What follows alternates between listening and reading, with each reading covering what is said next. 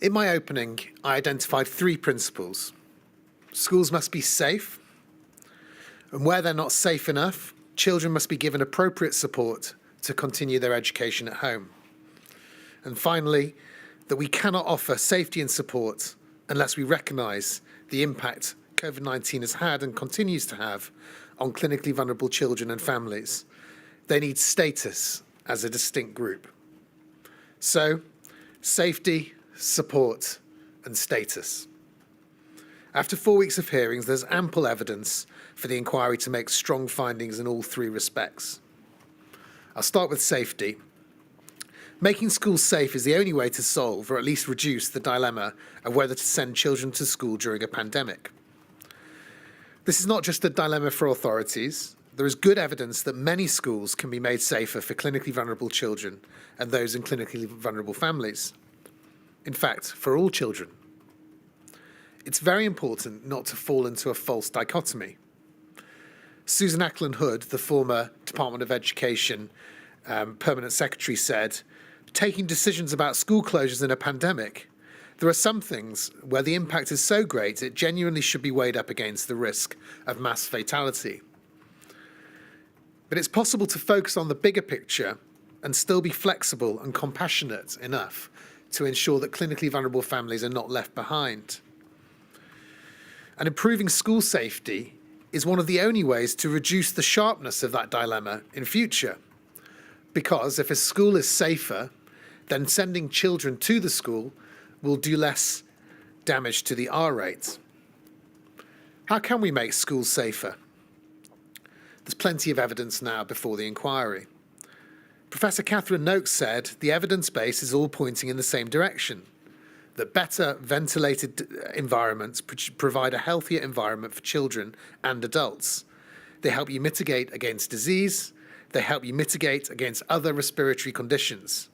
If those environments are designed well and they're thermally comfortable, they create better quality learning environments. Sir Chris Whitty said, "It's an uncontroversial statement from an epidemiological point of view that improving ventilation in schools would be a good thing.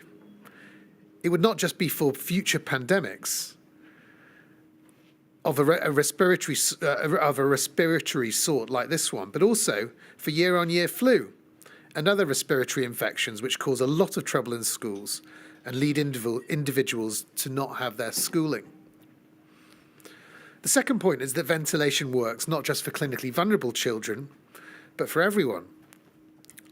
Professor Noakes said, improving ventilation is not just about reducing COVID transmission, it's also about improving those environments for other respiratory infections, improving them for children who might have asthma, improving them in terms of the cognitive performance of children in schools, and for the learning environment. Sir Hamid Patel suggested linking CO2 data with learning outcomes. Because if ventilation, good ventilation, is important for health, we can establish that good ventilation is important for learning, for concentration. Then that means schools that don't have good ventilation, they have poorer ventilation, their kids are disadvantaged even before they step into an exam hall.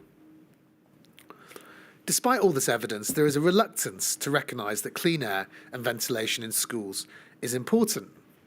And there's a strange disconnect between the high level of proof which some people require to show that measures like these work, compared to the low level of proof which was used to justify the enormously disruptive school attendance restrictions between 2020 and 2021.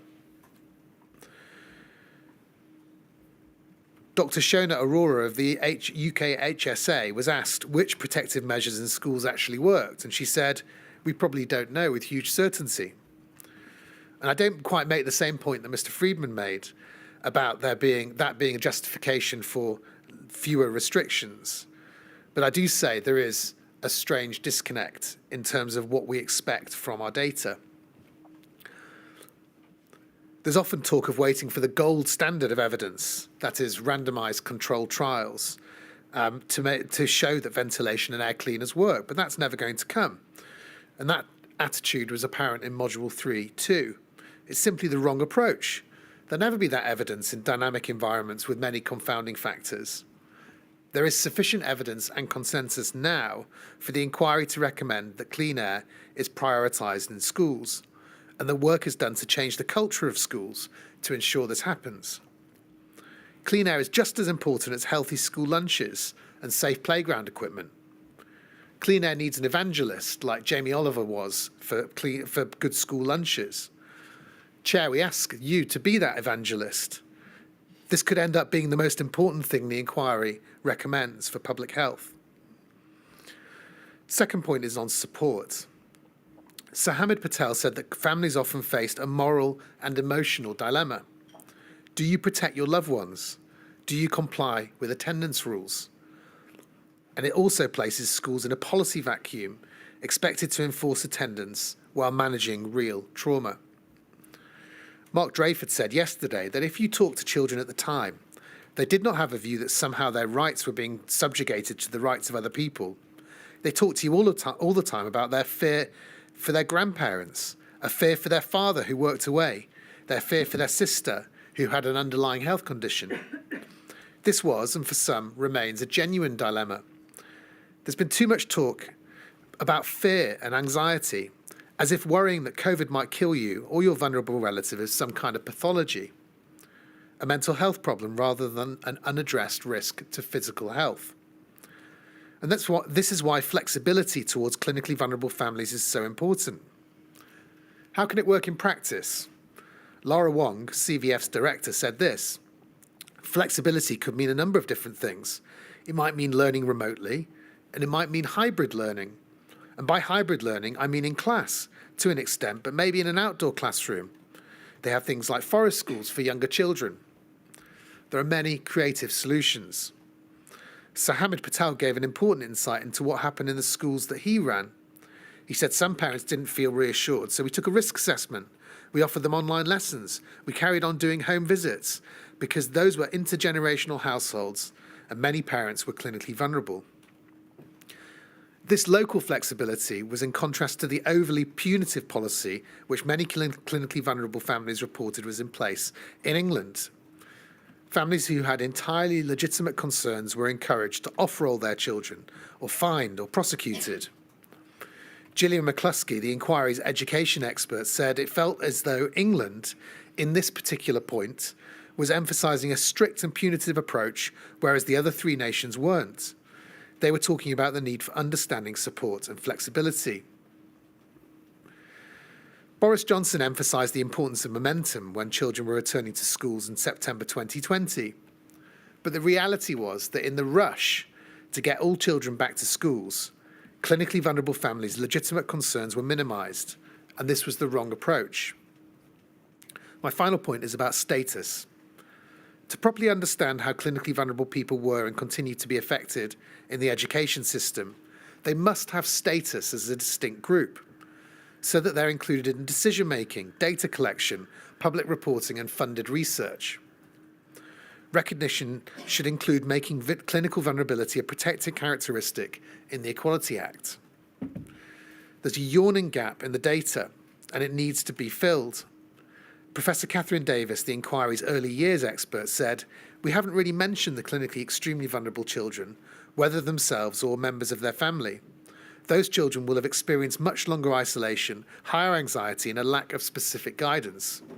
I would really welcome and encourage more data tracking, more advocacy for those groups, and what is quite a specific set of circumstances during the pandemic."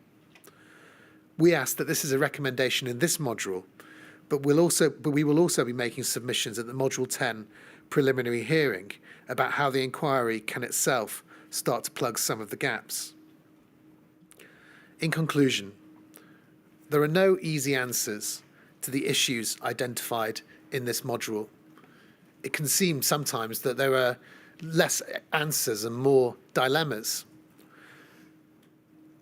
Number of witnesses said that in the end, they were left choosing between one bad decision that was just a bit less bad than another bad decision.